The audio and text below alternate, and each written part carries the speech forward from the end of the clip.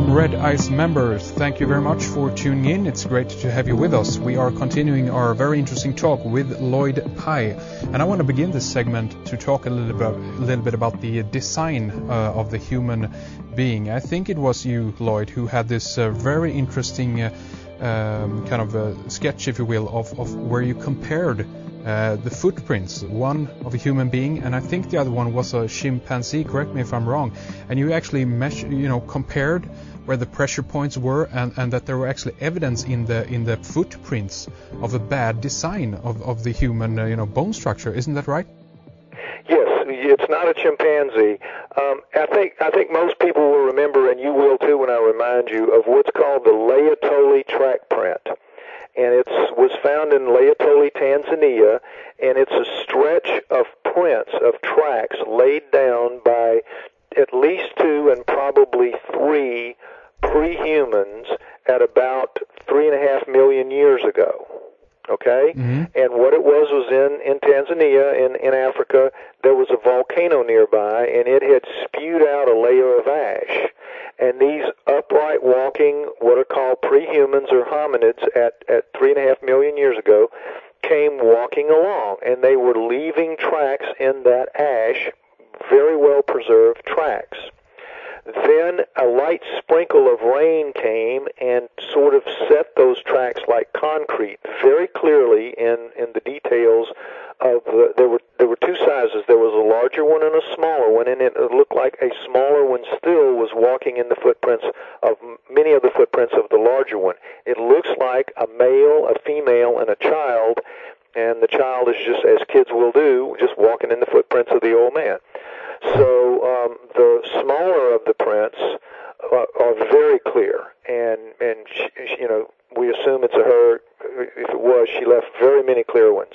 And so when you look at those tracks, you notice that while they're clearly made by a bipedal walking creature, walking basically just the way we walk, the design of her foot and the function of her foot is completely different than ours. I mean, just completely different.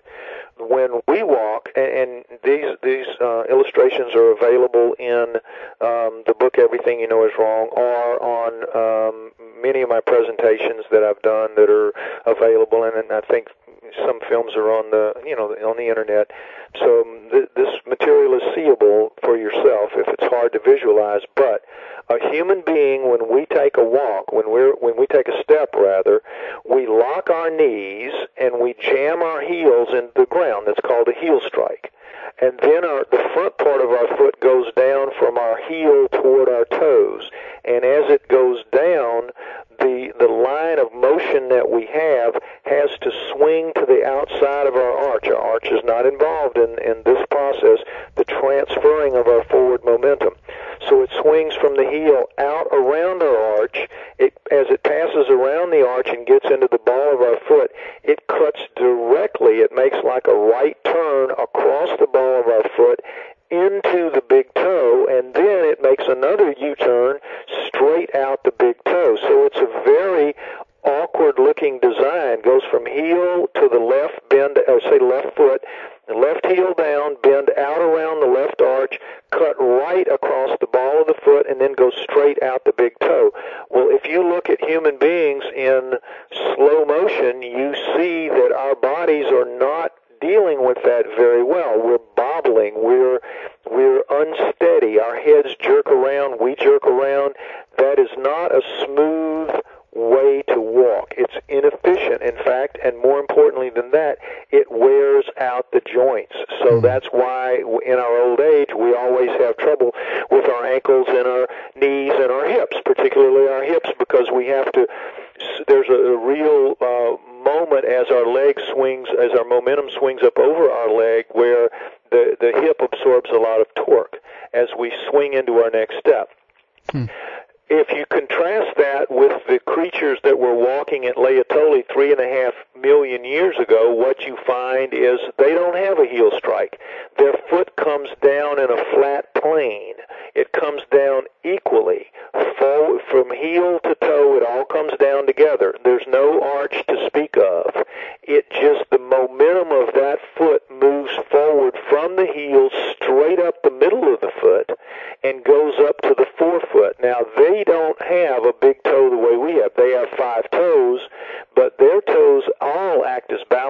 with us, we drive our step off, we propel our forward momentum for the next step off of our big toe, and our four little toes act as balancers. Mm. With these creatures, all five toes act as balancers, and the momentum is coming from the glide through the foot itself, landing equally, and it's a very smooth walk, and it's indicating that there's no locking of the knee of that creature. So that creature is walking along, absorbing the jolt of walking and transferring its momentum through its thigh and through its calf muscles. So the muscles are like acting like springs, and so that creature, if you could see it walking along in slow motion, you'd see that its head is very steady, very stable, and its whole body isn't jerking around the way ours does. In fact, they, at 3.5 million years ago, are walking significantly better than we human beings do today. And we're never going to get as good as them. It just isn't going to happen because we're not designed that way. They walk better than us, and their joints are not going to wear out because it's their muscles that are doing all the work. And I mean, what does that suggest to you? I mean, it sounds like... I mean, do you think that this was done on purpose by the creators, the Anunnaki, then, or? No, I think what it is, Hendrik, is that we have just what the Anunnaki said. We shall make the Adamu in our own image, after our own likeness. They made us to be and look like them, and they're not really designed that well for at least life on this planet, for sure. But their mode of walking, and let's face it, they might have been designed. We're a poor design. We're a poor design in many ways. You know, our vascular system is no good. We get hemorrhoids. We get varicose veins. We're not really adjusted to this planet's gravity, for one thing. It's clear that they just put us here because they needed us to serve a function, and when it was over, what do they care what our physical problems are going to be? We have less physical problems here than they were having, for sure. That's why they took some of the creatures of Earth genetic material to make us better suited to this Earth than they were, but we're still not really well preserved. But what it suggests to me is that there's hardly any clearer evidence that we are put here, that we're not native to this place, because the ones that are native to this place are the hominoids, and that's how they walk, because you can see that walk that I just described to you in the famous Patterson film, the Patterson-Gimlin film of the Bigfoot walking along the creek bed, that everybody has seen that film a million times, a lot of times, and you see her walking along, and she doesn't quite lock her knees. She's gliding along very smoothly, and her legs are absorbing. You can see her thigh muscle snapping as she walks along in certain frames. She's absorbing her movement, and she's very steady and very smooth as she walks along. The camera's not smooth, but she is as she walks along, and she's doing it the way they were doing it 3.5 million years ago, and really the way we can assume they were doing it 20 million years ago when the Miocene apes were dominating the planet. And this really kind of makes you wonder about our position, as it were, on this planet. Man doesn't seem to live at one with the planet as well. I mean, if we look at all animals, basically all animals, they can be put almost in kind of any situation, under any weather almost, and survive. They can make it in some way. If we, put us out there, in the nude or what have you, we might freeze to death the first day, we might die of thirst the next, or we might, harm ourselves. We're so weak, and if we just, think about that, there is, that's the most clear evidence I have to this day. We can even look at the way animals, they kind of retract from all the human beings, but animals, among themselves can, roam around. They don't have any problem with each other in that sense, if they're not, fighting or anything like that.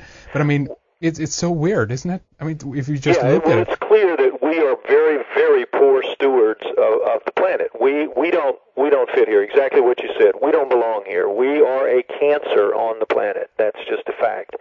And we are going to kill it, just the way cancer will, if allowed to do that. Now, frankly, my feeling is that the planet is bigger and stronger than we are, and it's probably dealt with disasters way worse than us. For example, a catastrophic collision with an asteroid or a massive volcano eruption, I think, does a lot more damage than we will. So our turn will come to be eliminated as really literally, they say 99% of everything that's ever lived on Earth is now dead, is now extinct.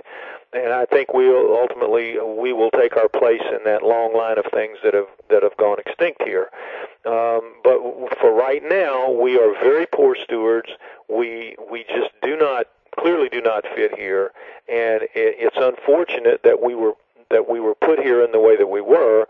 But we were just designed to serve a purpose, and we're really lucky to have gotten as long as we have, and as long as we're going to get, in a place where we really don't belong, doing things that we have no business doing. I see absolutely no hope that that those few of us who understand these things are going to have the majority voice and get people to live right and to correct the things that they're doing wrong.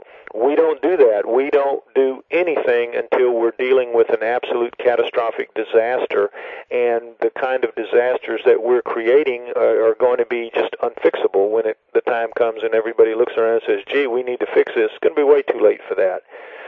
So, we're just playing out our string, whatever our string happens to be as a species. But we're going to come to the end of that string one day because we were not given the tools, the proper tools to deal with it, and we don't have them, and we can't acquire them. It's out there, and it's clear some of the things that we could do, but it goes against other things we were given, which is greed and hubris and ego and all those things that get us in trouble, particularly greed. And that's going to be our undoing. There are just too many of us that are going with the greed angle, and way too few of us that are trying to see the higher purpose, see the bigger picture. It just isn't going to happen. Well, I mean, I at this point I agree with you. We have to see what happens here. But I mean, from my point of view, I think that we should take this kind of knowledge, ponder upon it, and consider our place on this planet. And I mean, it's a very kind of it's also that this knowledge might actually disconnect you more from the planet in a way, that if you actually think of yourself as not native on the planet. I mean, we could look at it from another approach and say, okay, it doesn't matter, where life pops up in the universe, and even though we might have been genetically, engineered and brought forward in that fashion, I still think that we are at one with the universe, if you will, in that sense, and we're of the essence of the universe. We are partly perhaps them from this planet, and partly from another. I think that we should learn to live with nature. We should learn to observe how the heck the animals are doing it and so forth. And it seems to be certain have been, populations in the past that are more close to nature that manage to do this. There's still, tribes in certain regions of this planet that actually live at one with the planet. I mean, and they manage to do it. The American Indians were famous for it. I mean, they were absolutely attuned to their surroundings and to nature and the environment. So I think so were the Aborigines. So were many Stone Age tribes in the Amazon. That's how, given no other recourse, given no sophistication, whatever, that is how you have to live, because nature and the environment is so much stronger than you are, and collectively with your small little groups. But we have to look, Hendrik, at where we are now, and we are now is there's no going back to that unless like 99% of us are wiped out in a catastrophe. And then those few that have, if any of us are left at all, those few are going to start the cycle all over again, like happened at 70,000 years ago, and might have happened at other times as well. But it's going to take a wipeout of the vast majority of us to start over again at a very primitive level, and then go through the long cycle of living at one with the planet because they have no choice. But